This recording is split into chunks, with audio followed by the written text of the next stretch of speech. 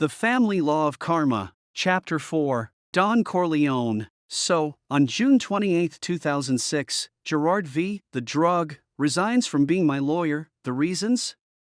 Irreconcilable differences with the client, myself. Okay, let's be serious. After a telephone conversation with the opposing party, suddenly, our professional, the drug, decides to leave. But who's on the other end of the phone? Armistead W., Don Corleone. Now, consider that the resignation order of the drug is signed by Judge the Zombie on the same day of the trial for momentary relief, right? I find myself alone, in front of the most ferocious attorney of Daytona Beach, convinced that I am facing criminals starving women and children with open accounts in Switzerland, where instead of buying food for the children, he deposits money in overseas tax havens. The power of borderline narcissist syndrome is capable of being credible even in the eyes of the most experienced psychologist. After having loaded everything possible and imaginable on my shoulders, in the following days, the judge ordered, as usual, a mediation session before arriving at the trial. So, I rushed in search of a new lawyer, but, with my now meager resources, no one wanted to take over the case and I had to continue alone. In the meeting with the mediator, after having listened to the two parties separately and in conjunction, Don Corleone implements some manipulation techniques towards me, such as my request not to dismiss the relocation to New York for the children, because we have caused a devastating tear for the children. Don Corleone, instead of answering, asks the mediator to set some dates for his business, asking for her availability. The mediator, embarrassed, agrees.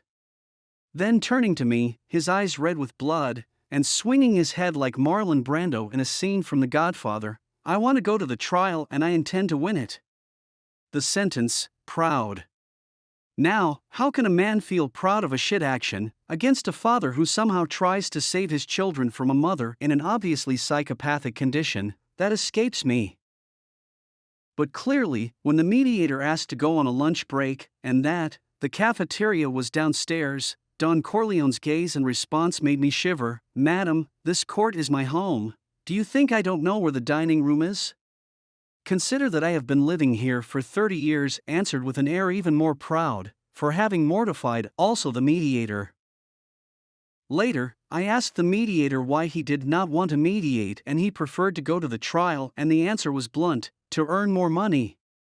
The mediator's report on September 15, 2006 stated, no agreement has been reached by the two parties.